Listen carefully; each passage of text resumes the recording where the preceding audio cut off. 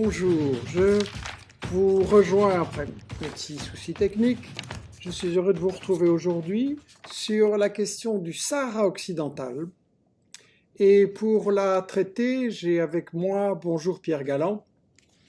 Bonjour. Bonjour, une des personnalités les plus prestigieuses du mouvement anticolonial et du mouvement pour les droits démocratiques de la Belgique. Pierre Galland est à l'origine de nombreuses ONG, associations de solidarité, dont Oxfam Belgique, dont la Coordination nationale d'action pour la paix et la démocratie. Je me souviens, Pierre, qu'on était bien 300 000 manifestants dans les rues de Bruxelles en opposition aux missiles et pour la lutte pour la paix. Après la lutte contre la guerre du Vietnam.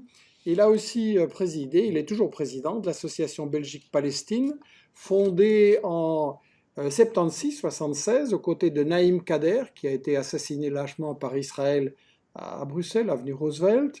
Il a été très actif dans le mouvement intermondialiste, les forums sociaux mondiaux, et c'est un des organisateurs du tribunal Russell sur la Palestine. Il a été dans les animateurs du Centre national de coopération et développement, président de l'Organisation mondiale contre la torture, de l'Association belge des amis diplomatiques, donc, et la liste serait encore longue, mais voilà donc une personne vraiment bien, bien qualifiée. Il anime le comité belge de solidarité avec le Sahara occidental, que vous pouvez trouver sur Internet et maintenant, Pierre, si tu veux bien, nous allons commencer par raconter l'histoire du Sahara occidental, parce que je pense que malgré les efforts, et peut-être en raison d'un certain silence médiatique, l'histoire n'est pas très connue et on a besoin. Je vais commencer par présenter une carte générale. Vous voyez là où se trouve le Sahara occidental dans l'Afrique, avec la petite carte dans le coin, et donc entre le Maroc et la Mauritanie, avec une petite frontière avec l'Algérie. Et là, vous voyez le Sahara occidental. Euh, D'où vient ce territoire? Quelle est son histoire? Bien, j'ai envie de dire que c'est l'histoire d'une terrible et d'un horrible marchandage. Parce que dès 1884, les Espagnols accaparent le Sahara occidental et vont d'ailleurs installer des possessions au Maroc. Ce n'est d'ailleurs pas terminé, cette histoire-là. Mais l'Espagne va être appelée par les Nations Unies dès 1963 à considérer le territoire du Sahara occidental comme un territoire non autonome, qui fait donc partie de la Commission des Nations Unies pour traiter des questions d'indépendance et de libération des territoires occupés par des puissances extérieures. Et dès 1963, va faire pression sur l'Espagne pour permettre la décolonisation du Sahara occidental. Il se fait que l'Espagne fera la sourde oreille parce que déjà l'Espagne se sert beaucoup en matière de phosphate et de poissons sur les côtes sahraouies et que l'Espagne a donc tout intérêt à continuer cette exploitation. La pression internationale va être forte et au moment de la mort de Franco, bien à ce moment-là, il se fait qu'il y a une négociation. L'Espagne se débarrasse du territoire du Sahara occidental en confiant la puissance administrative sur ce territoire pour moitié au Maroc et pour moitié à la Mauritanie. C'est-à-dire il coupe le territoire en deux et il confie la puissance administrative. Ça veut dire qu'ils ne confient pas la souveraineté, ils Mhm. maintiennent la souveraineté. Et vous devez savoir qu'aujourd'hui encore, l'espace aérien sahraoui est sous souveraineté, contrôle espagnol. Ce que personne ne sait, mais c'est une réalité. Mhm. Donc un avion qui passe au-dessus du Sahara occidental, c'est les observateurs, ce sont les guides espagnols qui vont prendre l'avion en charge. Et donc, ça fait Pardon, on partie est de donc l'histoire. vraiment dans les vestiges du colonialisme. C'est pas terminé le colonialisme On est là-bas. à 100% dans les vestiges du colonialisme.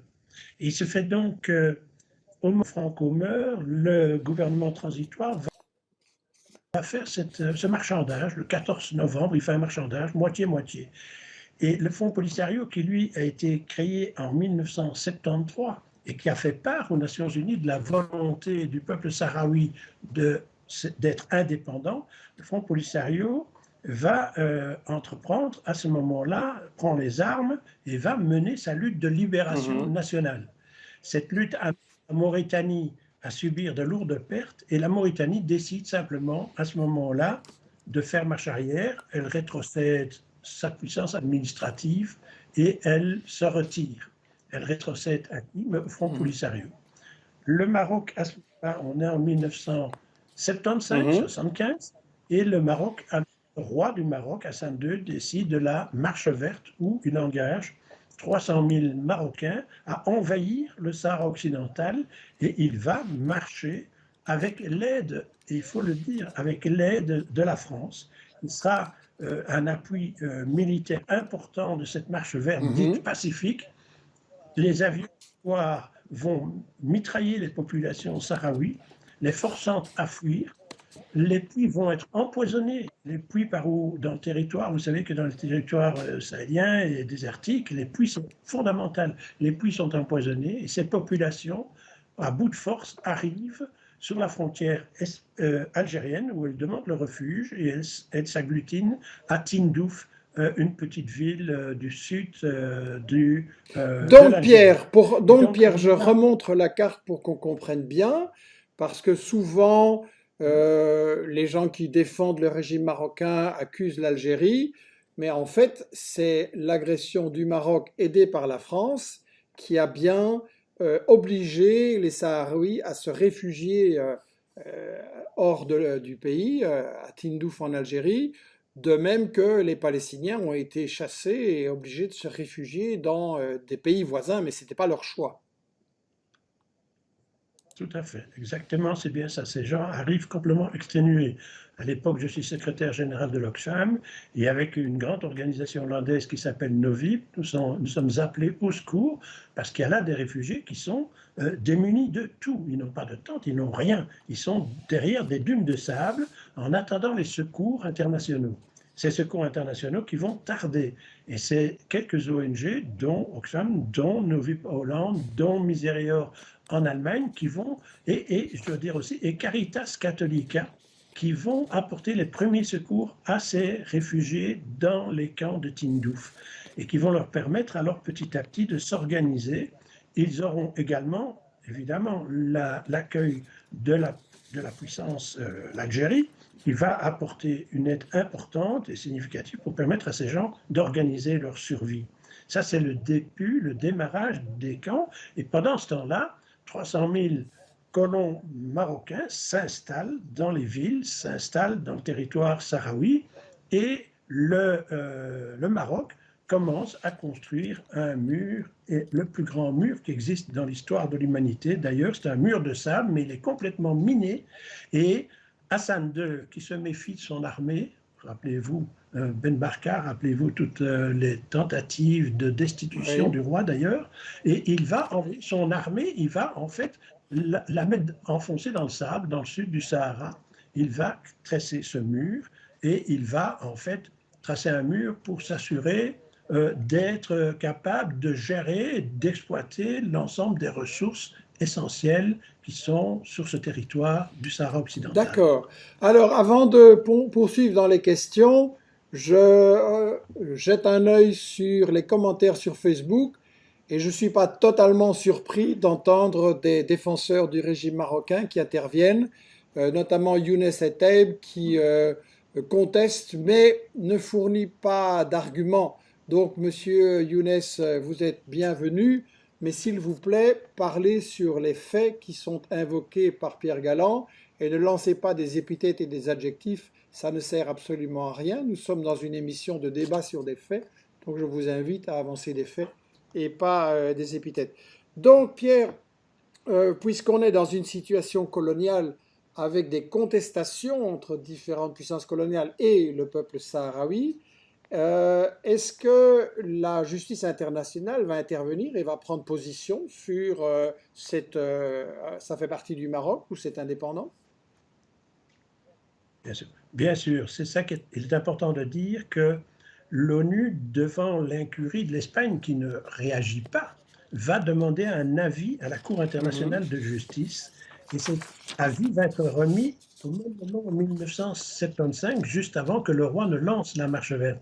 L'avis de la Cour de justice est un avis très détaillé. 14 juges vont adopter cet avis, sauf un, l'américain, il faut le dire, mais 14, sur 14 juges, un seul ne signe pas l'avis. Tous les autres, qui sont à la fois des Européens, à la fois des Asiatiques et à la fois des Africains, vont signer un avis qui est remis à la Cour. Et l'avis dit clairement, en bref, c'est un long, hein, c'est très long, c'est très détaillé cet avis, parce qu'il reprend l'ensemble de l'historique des droits à la décolonisation, comment Mhm. les peuples peuvent se défendre dans les cas d'agression et d'une occupation, et ils vont émettre un avis qui dit clairement que le Sahara occidental ne fait pas partie du Maroc. Donc c'est un avis qui est remis aux Nations Unies, qui, sur cette base aussi, sont censés continuer à poursuivre le travail qu'il doit exécuter dans le cadre des territoires non autonome. Et la commission va se saisir du dossier et elle va tenter de faire des négociations entre les parties. À ce moment-là, les Nations Unies reconnaissent le Front Polisario comme l'interlocuteur politique du Mhm. peuple sahraoui. C'est important à dire et c'est une reconnaissance importante qui sera faite par les Nations Unies, mais que les Européens ne vont pas admettre immédiatement sous la pression de la France à nouveau. C'est la France au Conseil de sécurité qui sera sans arrêt la marraine du Maroc pour empêcher que ce dossier ne puisse trouver une solution qui soit conforme au droit international, conforme à ce que l'Organisation de l'Unité africaine à l'époque, qui deviendra l'Union africaine par la suite, l'organisation africaine qui avait elle-même décidé de l'intangibilité des Mhm. frontières héritées aux indépendances, c'est-à-dire des frontières coloniales. Ça date de 1963. Et puis, ils font un plaidoyer pour l'élimination, l'Union africaine va faire un plaidoyer pour l'élimination du colonialisme, réaffirmer son adhésion à la résolution 1514, qui est la grande résolution des Nations Unies sur le droit des peuples à disposer d'eux-mêmes et leur droit à l'autodétermination, parce que c'est un terme extrêmement important en droit international. C'est l'effort qu'avaient fait tous les peuples pour se décoloniser dans les années 60 qui entraîne cette résolution des Nations Unies qui va servir de cadre à toutes les décolonisations par la suite, particulièrement lors des guerres coloniales portugaises et particulièrement aussi dans la lutte contre l'apartheid, il Mhm. faut le Alors, rappeler. Pierre, Et excuse-moi, ce on droit, a Pascal qui demande qui soutient le Front Polisario à part l'Algérie. Quelle est la position de l'Afrique, de l'Organisation de l'Unité africaine sur cette question? très bonne question, j'y arrive justement parce que l'Union africaine va va reconnaître le Front Polisario. Et comme le Front Polisario, un an, donc dans les années, début des années 70, proclame la République arabe sahraoui démocratique, l'Union africaine va accueillir la République arabe sahraoui démocratique en son sein. Il faut savoir que c'est important parce que c'est toute l'Union africaine qui reconnaît. Mieux que ça, elle va nommer le Sahraoui Mohamed Abdelaziz comme vice-président de l'Union africaine. Donc ce n'est pas rien, ça veut dire que les pays qui ont fait tout cet effort de décolonisation sont tous derrière le soutien à la Mhm. cause sahraoui. Pour eux, c'est essentiel et c'est évident, et c'est encore le cas aujourd'hui de la part des tout grands pays de l'Afrique, notamment, on parle des soutiens, l'Afrique du Sud est un grand soutien de la cause sahraoui. Le Nigeria est un grand soutien de la cause sahraoui. L'Algérie, bien sûr. Le problème qui s'est posé, c'est au sein de la Ligue arabe. Au sein de la Ligue arabe, il y a eu une division parce que le Maroc, faisant pression sur ses partenaires de la Ligue arabe, ce sujet a toujours été considéré comme un sujet tabou. Mhm. Et alors que la Ligue arabe, à l'époque, était vraiment clairement derrière la cause palestinienne, c'était un silence assourdissant dès qu'il s'agissait de la question sahraoui. Mais au sein de l'Union africaine, par contre, quand l'Union africaine, quand l'Organisation de l'Unité africaine devient l'Union africaine, eh bien, il confirme le droit des Sahraouis de siéger à part entière comme État au sein de l'Union africaine. C'est encore le cas aujourd'hui, même après que le Maroc ait annoncé son retour au sein de l'Union africaine parce qu'il l'avait quitté au moment où la Mauritanie se retire et que le Maroc envahit le reste du Sahara. Il faut savoir que le Maroc se retire de l'Union africaine parce qu'il estime que l'Union africaine n'avait pas à accueillir la République. Donc, c'est comme ça, aujourd'hui encore, la République arabe sahraouie démocratique siège à côté du Maroc qui est revenu à l'Union africaine, espérant en chasser la République arabe sahraouie démocratique, ce qui a été refusé par l'ensemble des présidents qui ont présidé l'Union africaine jusqu'à ce jour. Bien, bien. Euh, on voit que donc le peuple sahraoui a été chassé mais résiste. Je montre une image de l'exode sahraoui dans les camps en Algérie, une image de la résistance aussi. Et ce qui est important à savoir, c'est que c'est donc le roi Hassan II, le père de l'actuel Mohamed VI, qui a lancé cette marche verte nationaliste et a fait main basse sur le Sahara. Nous avons eu la semaine passée une émission que je rappelle. Pourquoi le Maroc collabore-t-il avec Israël? Et Ahmed Ben Sada nous a expliqué qu'en 65, Israël a aidé le régime marocain à se débarrasser, à assassiner son opposant Ben Barka, et ensuite que le roi Hassan II a rendu le cadeau, si l'on peut dire, en collaborant avec Israël pour l'aider à vaincre l'Égypte et les pays arabes en 67, à savoir que justement il y avait eu un sommet de la Ligue arabe à Casablanca et tout a été espionné, enregistré par les espions israéliens organisés par Hassan II et les services marocains, et que donc la trahison de l'Égypte, dirigée par Nasser à l'époque, anticoloniale, et de la Palestine, est vraiment un crime fondateur du régime marocain et qu'il y a beaucoup de choses à faire oublier sur ce régime. Donc je rappelle cette émission. Je montre une petite photo de Hassan II à gauche en débat très amical avec Shimon Peres, un des dirigeants de l'État sioniste. Et, il y avait eu aussi Rabin. Et donc, est-ce que cette complicité Maroc-Israël contre la Palestine explique aussi les divisions de la Ligue arabe et explique aussi la désinformation sur la question du Sahara?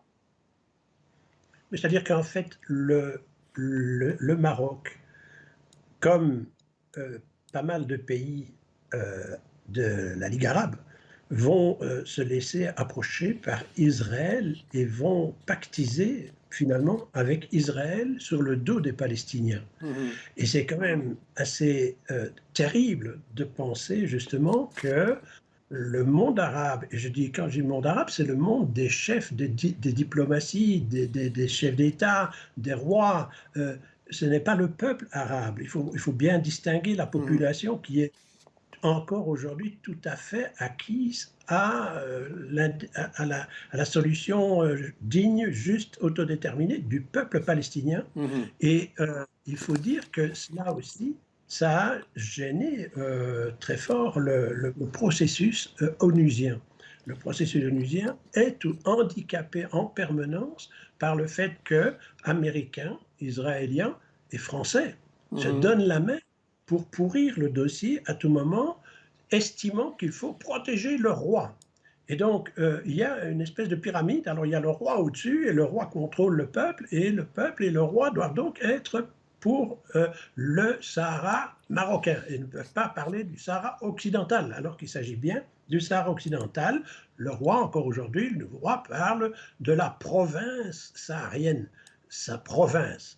Mais quand il est aux Nations Unies, non, il tient un autre discours, il dit, mais non, écoutez, nous pourrions essayer d'avoir un système d'autonomie large pour les Sahraouis. Et il a fait une proposition, avec l'appui du gouvernement de M. Chirac à l'époque, il a fait une proposition de large autonomie pour le Sahara occidental. Proposition qui revient sans arrêt dans les textes parce que les Marocains le défendent au sein des Nations Unies. Ça n'a rien à voir avec le droit à l'autodétermination. Et je rappelle simplement, pour la petite histoire et pour mes amis marocains, que tous les pouvoirs coloniaux au moment où ils étaient en difficulté, ont fait la proposition de large autonomie pour l'ancienne colonie. Regardez l'histoire, ça a été permanent. Et Mhm. donc, ici, le Maroc qui se comporte comme un pouvoir colonial, il fait de nouveau la même erreur qu'ont fait les puissances coloniales en faisant une proposition d'autonomie, là où le peuple, lui, réclame l'autodétermination. Et les Sahraouis et le Front policier ont toujours dit, nous voulons l'autodétermination. La question est claire, c'est indépendance ou alliance. Si alliance, eh bien nous, simplement, on se retire et puis c'est tout, on aura fait notre travail.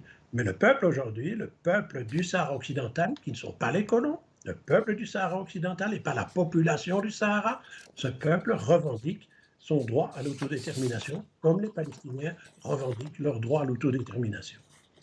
Voilà. Notre défenseur du régime marocain, Younes, demande pourquoi on bascule de la question du Sahara vers la question palestinienne. Est-ce que on peut dire que les États-Unis et l'Europe, on parle des dirigeants bien entendu, aujourd'hui soutiennent deux derniers colonialismes sur la planète, aussi bien le colonialisme d'Israël que le colonialisme du Maroc sur le Sahara? D'abord, pour l'exactitude, ce n'est pas les deux seuls. Il y a encore, n'oubliez pas, le Cachemire, il y a encore Porto Rico, il y a d'autres endroits qui D'accord. sont aujourd'hui hors des territoires non autonomes qui sont en droit de revendiquer leur droit à l'autodétermination. Dans le cas qui nous occupe, ce sont deux, on est dans la proximité de l'Europe et de la proximité méditerranéenne.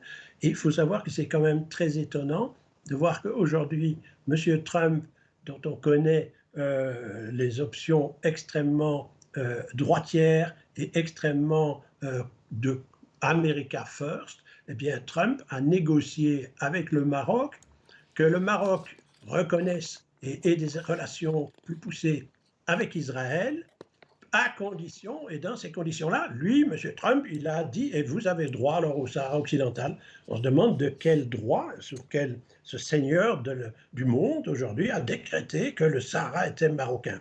Mhm. Et donc, quand on dit il y a une liaison à faire entre la question palestinienne et la question sahraoui, elle tient à cela. C'est qu'aujourd'hui, une puissance comme les États-Unis, on n'est pas sûr de ce que pense M. Biden aujourd'hui. Simplement, je dirais au passage que M. Biden a refusé que les manœuvres de l'OTAN qui se faisaient avec le Maroc avait essayé que ça se passe au Sahara occidental, les Américains viennent de refuser que ça se soit passé au Sahara occidental. Donc il y a une position plus douce, mais toujours est-il qu'aujourd'hui, il y a un ministre d'Israël qui s'est rendu au Maroc. On a bien vu comment la population a réagi. Il y a eu des manifestations importantes et le Mhm. peuple marocain a dénoncé cet accord. Eh bien, on espère que le peuple marocain puisse comprendre qu'après tout, il a tout intérêt à ce qu'on reconnaisse les droits du peuple sahraoui parce que c'est en même temps la reconnaissance de ce qu'est l'organisation internationale fondée sur le droit des peuples à disposer d'eux-mêmes.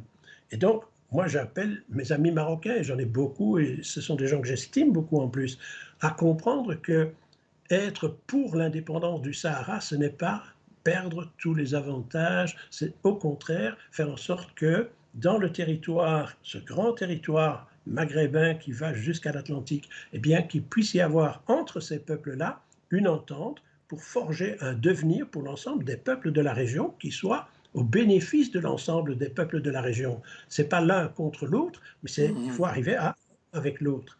Et il faut savoir qu'en 1990, en 1990, les Sahraouis, dans leur guerre de libération nationale, mettent le Maroc vraiment en difficulté. Ils arrivent à mettre le Maroc vraiment au pied du mur, je vais dire, et le Maroc va accepter de négocier avec les Sahraouis. Il va y avoir un début de négociation qui aboutit à un accord qui prévoit ce processus d'autodétermination revendiqué par les peuples.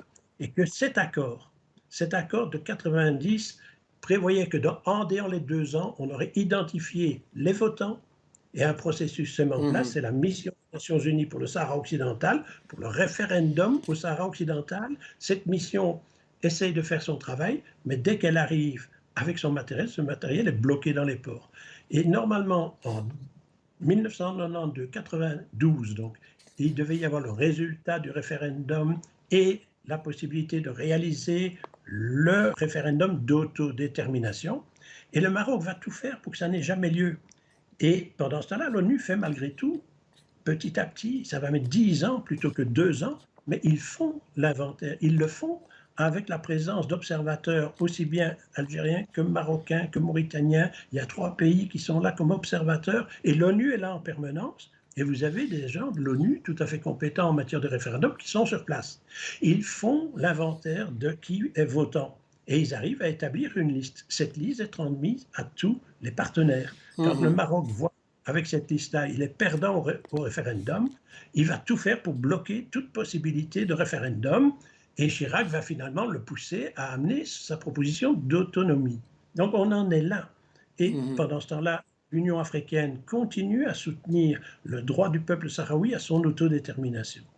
Ce que je voudrais dire aussi, c'est que dans cet enjeu, il n'y a pas seulement les peuples arabes, il n'y a pas simplement ces gouvernements arabes. Ils sont sous la pression, manifestement, des puissances occidentales. Ils sont sous la pression de la France. La France considère encore, et je suis désolé de le dire pour mes amis marocains, considère encore aujourd'hui le Maroc comme son protectorat.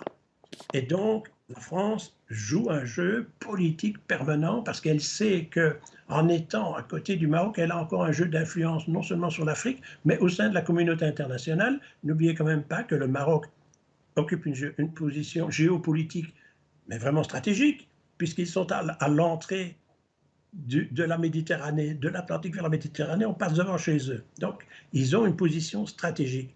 Cette position stratégique intéresse autant la France que les États-Unis, que l'OTAN.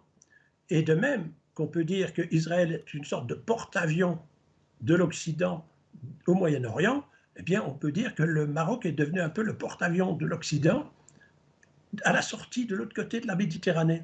Et que, pas étonnant, donc tout d'un coup, M. Trump est veillé à ce que Marocains et Israéliens s'entendent bien pour aider leur vision du contrôle sur la Méditerranée. Et là-dedans, tant les Arabes que les Européens sont les dindons de la farce. Excusez-moi de le dire comme ça. Nous sommes, nous les Européens, vous, de l'autre côté de la Méditerranée, nous sommes les dindons. Alors, essayons de voir ensemble comment nous pouvons faire pression sur les décideurs politiques, en particulier en France, en Espagne aussi, parce que l'Espagne a encore une responsabilité absolue sur ces questions. Ils n'ont pas décolonisé le Sahara occidental, point, c'est tout.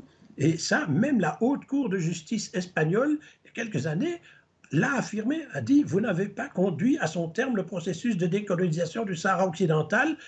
Et il se fait que pas mal de Sahraouis ont encore d'ailleurs la nationalité espagnole de ce fait-là.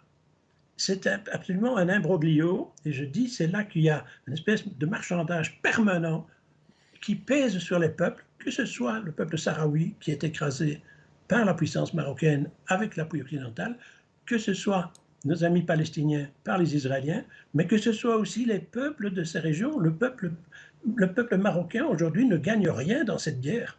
Et d'ailleurs, il est intéressant de voir que certains jeunes marocains aujourd'hui refusent de faire leur service militaire et fuient vers l'Espagne en demandant le statut de réfugié politique comme objecteur de conscience à l'armée qui fait cette guerre au Sahara occidental.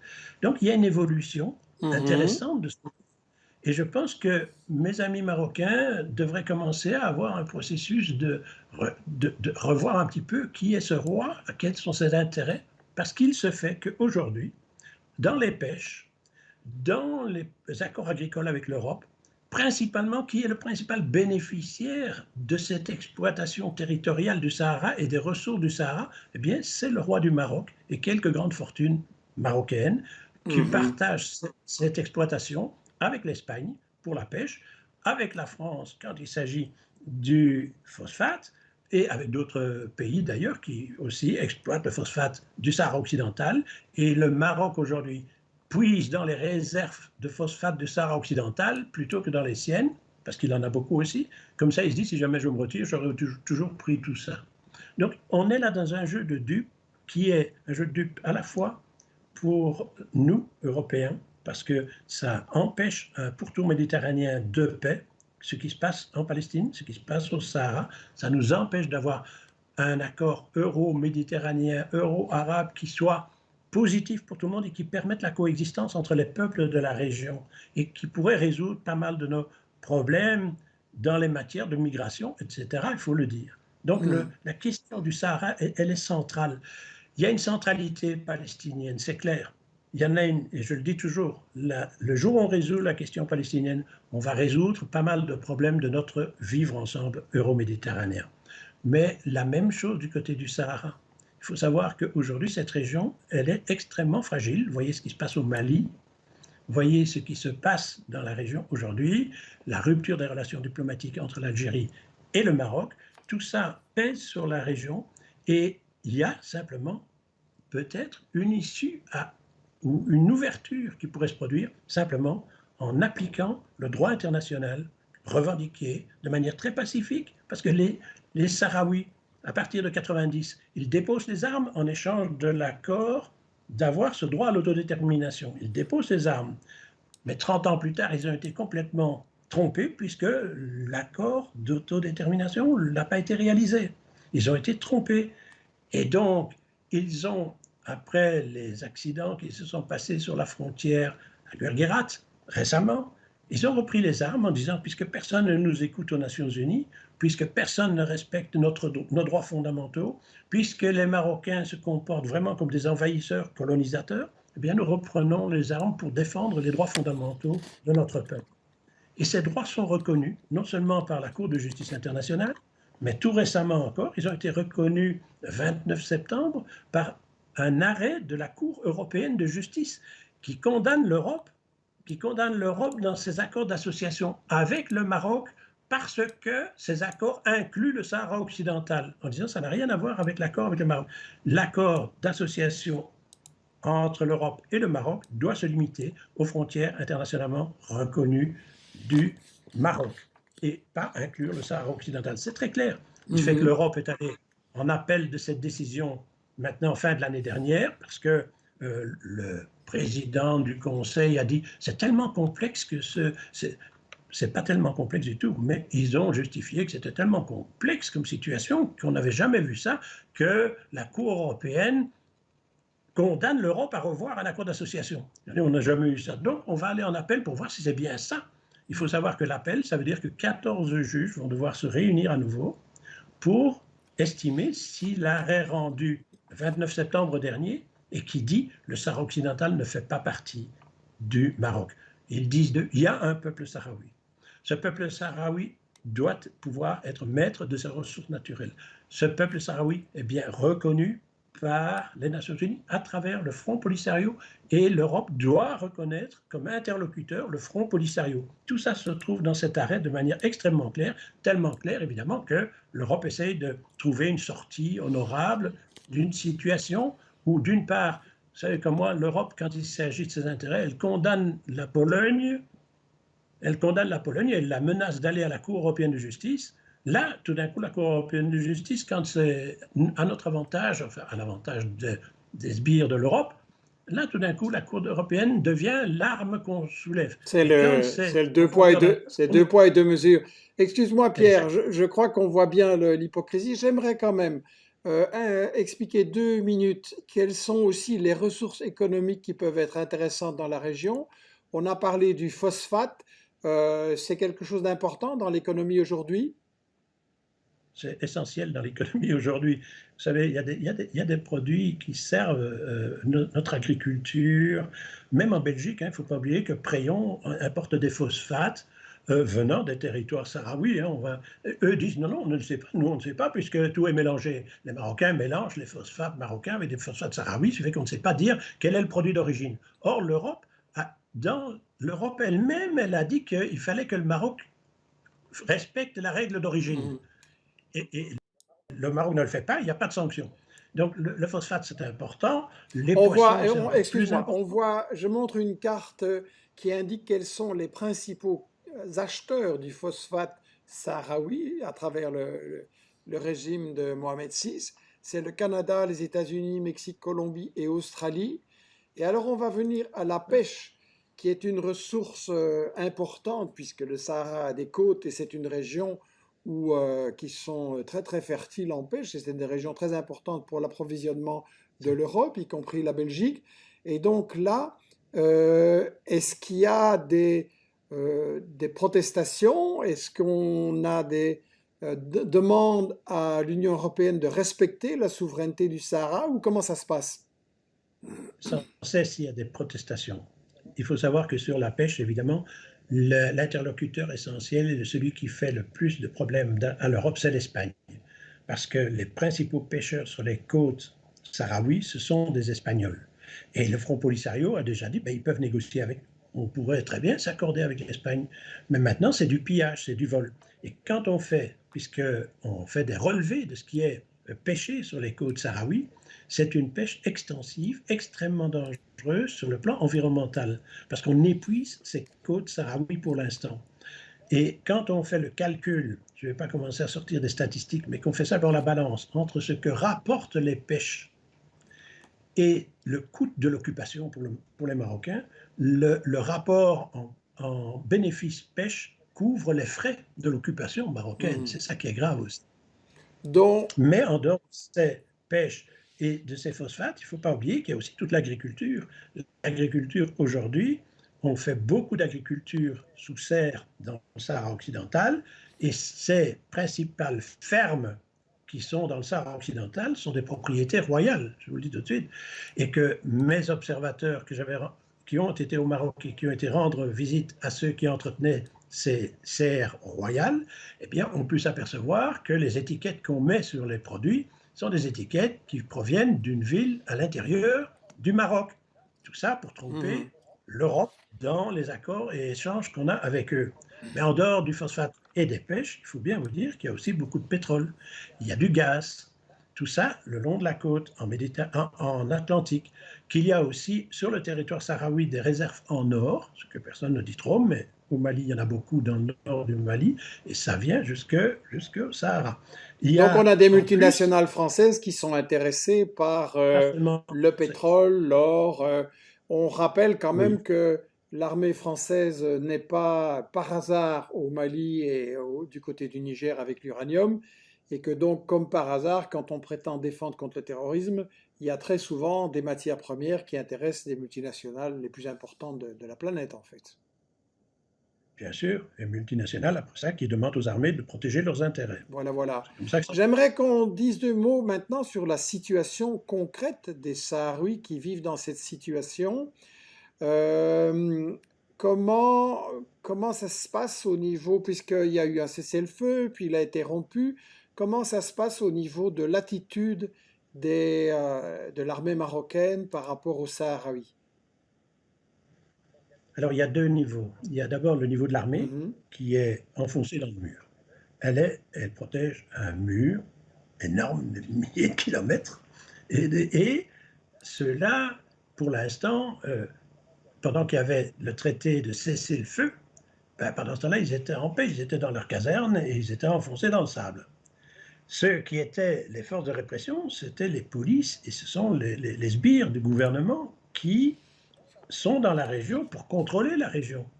Et ça, c'est ces gens-là qui agressent les populations sahraouies, qui les empêchent d'exprimer librement leur volonté d'autodétermination, qui les empêchent de pouvoir aussi partager les bénéfices de l'exploitation coloniale, comme dans toutes les colonies d'ailleurs.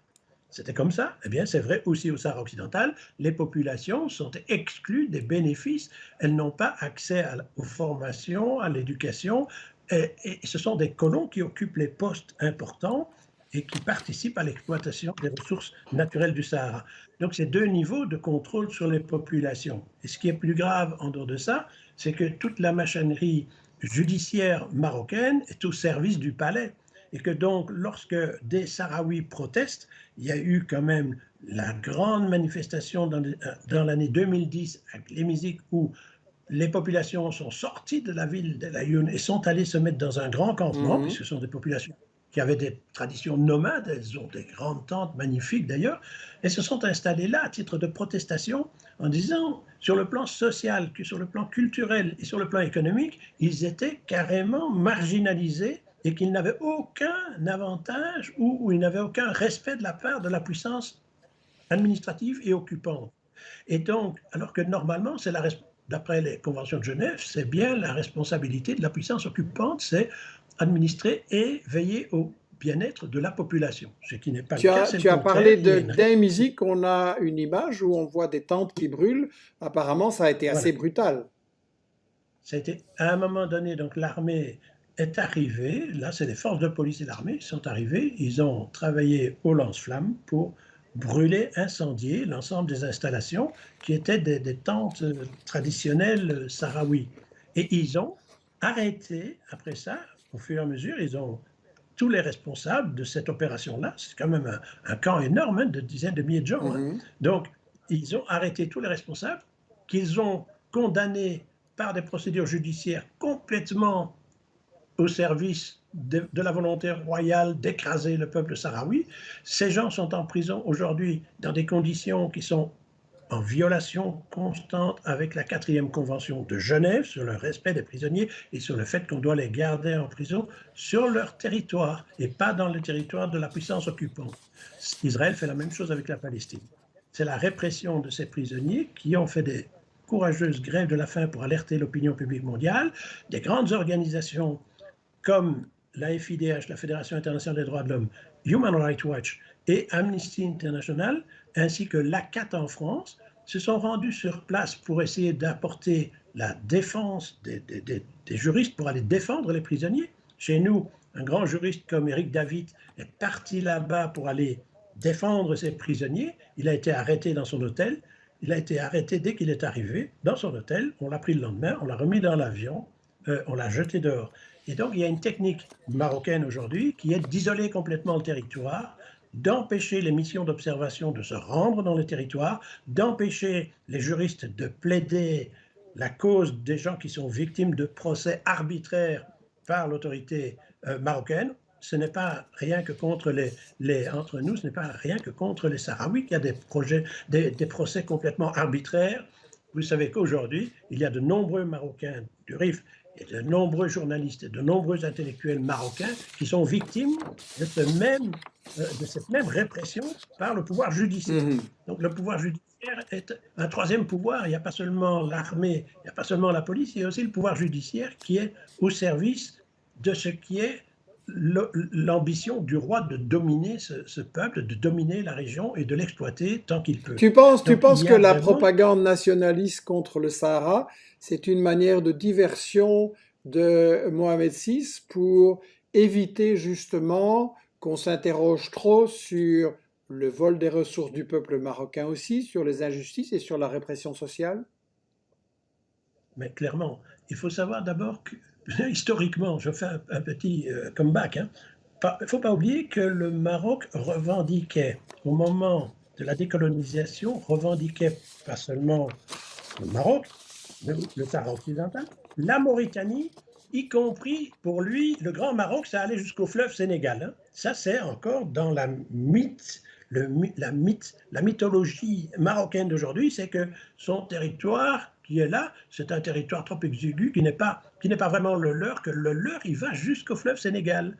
C'est comme si la Belgique, après Charles Quint, disait, mais nous notre frontière, c'est Madrid, hein, puisqu'il est né à Gand et il a siégé en Belgique, mais aussi à Madrid et qu'il parlait flamand. Donc pourquoi est-ce que nous... Eh bien, c'est un peu ça la mentalité aujourd'hui et ce que défend comme projet C'est une sorte mythologique. d'impérialisme régional?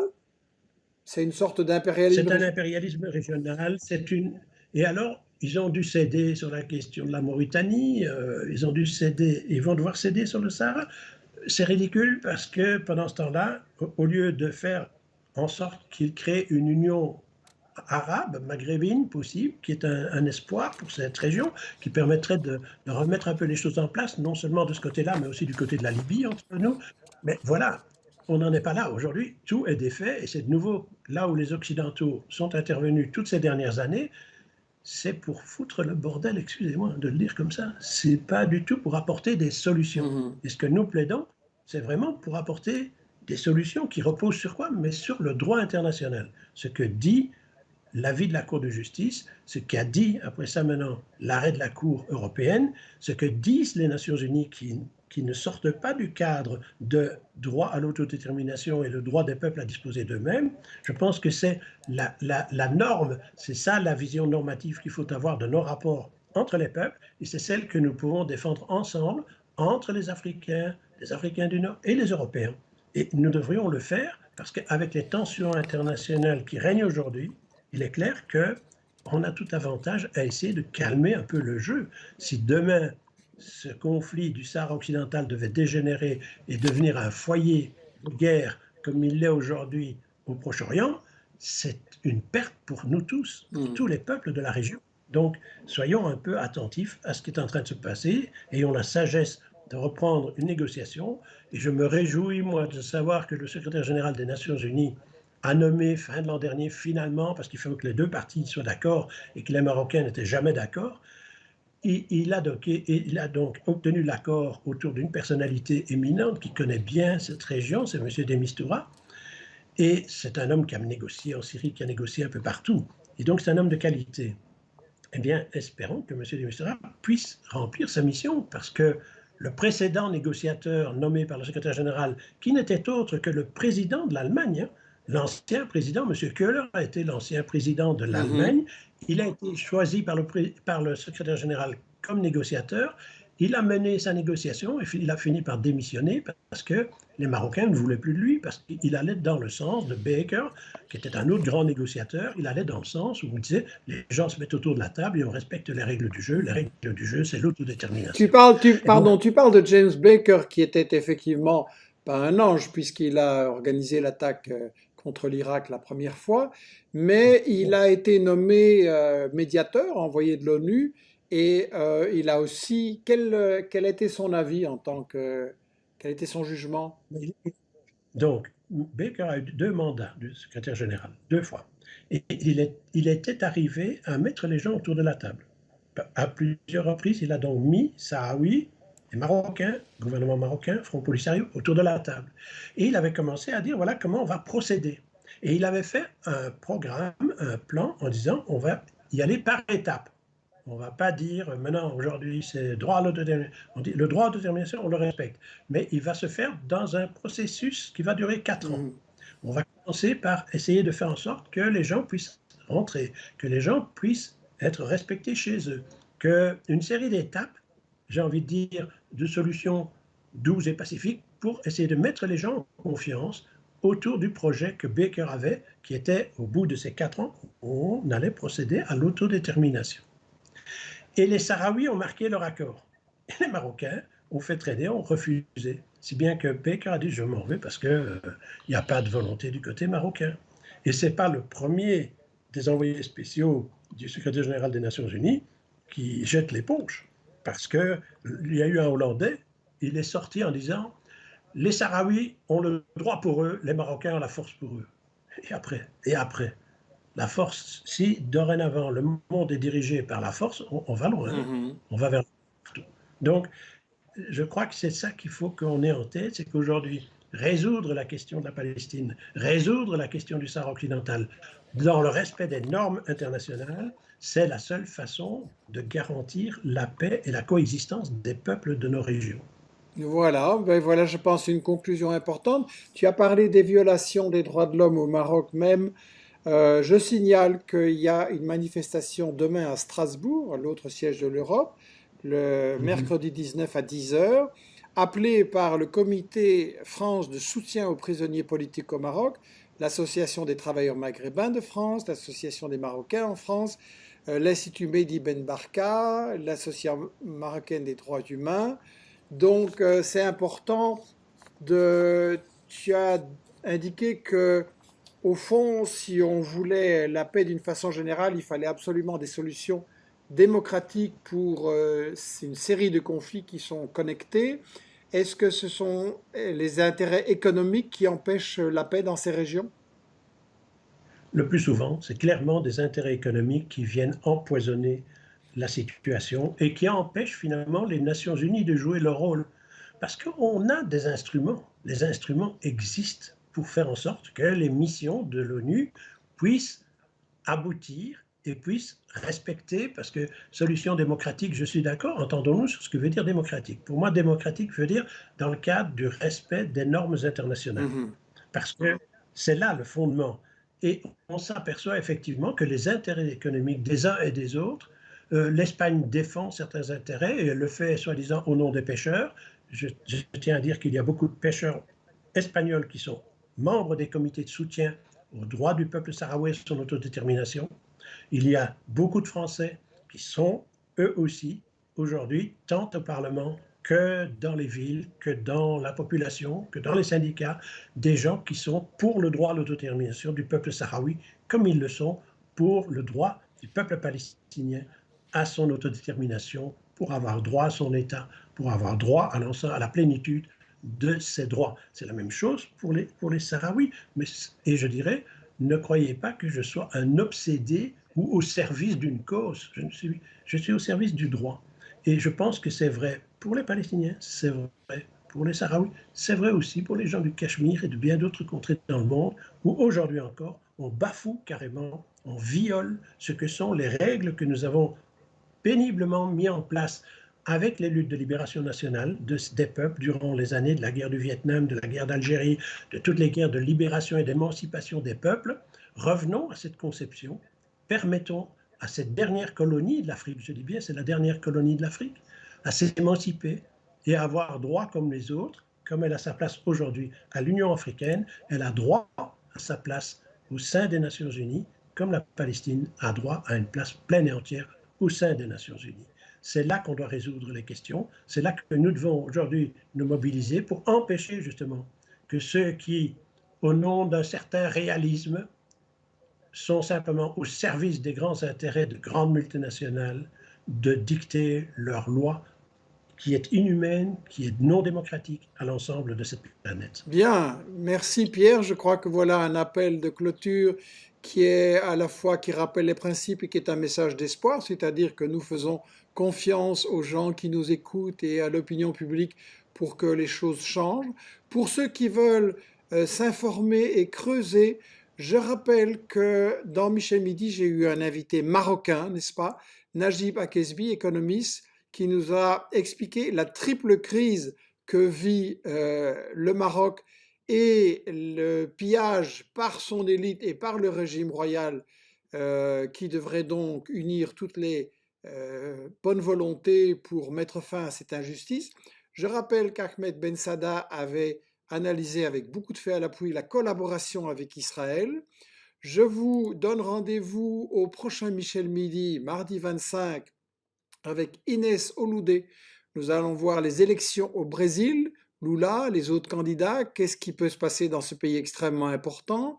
La semaine suivante, on analysera qui veut contrôler le Liban avec Rudolf El Carré. Et pour développer tous ces projets et le travail d'investigation de l'information indépendante, je vous rappelle que Investigation souhaite s'élargir, se renforcer, embaucher un ou une journaliste pour développer notre travail sur toutes ces questions. Je vous demande donc d'écouter, de regarder notre générique de 2 minutes jusqu'à la fin, où nous vous appelons à soutenir Investigation pour embaucher ce ou cette journaliste et pouvoir développer encore plus notre travail. Merci beaucoup Pierre, merci à tous ceux qui nous ont suivis. Vous êtes nombreux à nous dire combien Investigation vous est utile, mais est-ce que nous en faisons assez pour vous? Je pense que non. Certes, nous avons analysé les stratégies de l'Empire US, monopole sur l'OTAN, la stratégie du chaos, USA-Chine, stratégie de la France-Afrique, le manuel de Saïd Bouamama, chasseur de matières premières, stratégie du colonialisme belge, l'ascension de Mobutu, meurtre au Burundi. Nous sommes devenus les spécialistes du décryptage des médias mensonges, attention médias, Libye autant médias mensonges. Et ces dernières années, nous avons également publié sur des thèmes très variés. Les mythes de l'histoire, le Covid et les fausses stratégies, les nouvelles formes d'exploitation du travail, le climat, l'agrobusiness. Certes, nous avons développé la vidéo avec de nouvelles émissions, Mon Michel Midi et Le Monde vu d'en bas de Saïd Bouamama. Mais, j'en suis convaincu, il faut faire plus. Alors que la bataille fait rage entre, d'une part, notre droit à être informé et d'autre part, la censure classique des médias dominants, mais aussi la nouvelle censure des GAFA qui manipulent pour vous cacher les contenus dérangeants selon eux. Que voulons-nous renforcer sur Investigation? L'analyse des stratégies. L'époque où les États-Unis dominaient le monde est révolue. On le voit tous les jours aux infos, les tensions de plus en plus grandes. Chacun de nous a donc un rôle à jouer pour éviter le désastre vers lequel on nous conduit, mais pour ça, il faut être bien informé. Parce que la guerre, sous toutes ses formes, a un énorme impact sur nos vies au quotidien. Migration, climat, sanitaire, terrorisme. Il faut le savoir, il faut le prévoir, le comprendre, pouvoir l'expliquer autour de soi. La géostratégie a toujours été un point fort d'investigation, mais là, nous devons travailler davantage avec notre réseau international d'analystes pour bien vous informer sur les évolutions stratégiques fondamentales. En même temps, il y a un autre besoin. La manière de s'informer a beaucoup évolué. Vous êtes là, nous sommes là, tous sur le téléphone à suivre l'actu pendant la journée. Smartphone, les téléphones sont intelligents. Ok, mais nous, recevons-nous une info intelligente qui dépasse l'anecdotique, le fast info superficiel? Chez Investigation, vous pouvez nous suivre sur les réseaux sociaux et sur notre bonne vieille newsletter hebdo. Est-elle dépassée? Non. Mais nous avons des projets pour développer également une info plus rapide, plus dynamique, facile à partager. Alors pour ça, nous devons renforcer la rédaction et donc nous avons besoin de vous, lecteurs. Car Investigation n'a pas de subside, est garanti sans pub et restera entièrement gratuit. Nos seuls sponsors, c'est vous. Ce que je vous demande, c'est de m'aider à embaucher un nouveau journaliste temps plein. L'offre d'emploi est là, affichée sur le site Investigation et sur notre page Facebook. Ambitieux? Oui, mais nécessaire pour vous apporter l'info dont vous avez besoin dans ce monde complexe, dangereux, où tout est fait pour diviser les gens et les dresser les uns contre les autres. Ce qui passe par ce que j'appelle la fabrication de l'ignorance, cacher délibérément aux gens les informations et les analyses dont ils ont besoin pour comprendre ce qui se passe et pouvoir faire leur choix en toute connaissance, en toute conscience. Donc, je compte sur vous. Être bien informé, c'est fondamental. D'avance, merci.